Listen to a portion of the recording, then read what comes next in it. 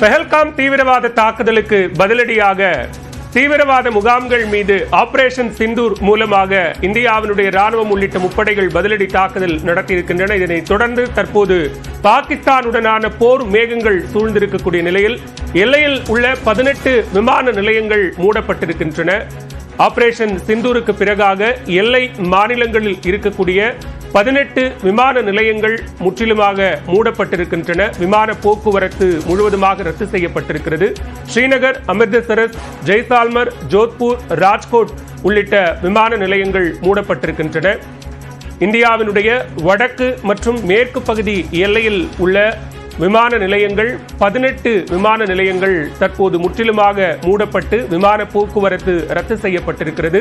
200 விமான சேவைகள் தற்போது ரத்து செய்யப்பட்டிருக்கின்றன. அதே நேரத்தில் எல்லை மாநில முதலமைச்சர்களோடு உள்துறை அமைச்சர் அமித்ஷா காணொலி வாயிலாக ஒரு அவசர ஆலோசனை கூட்டத்தையும் நடத்தி கொண்டிருக்கிறார்.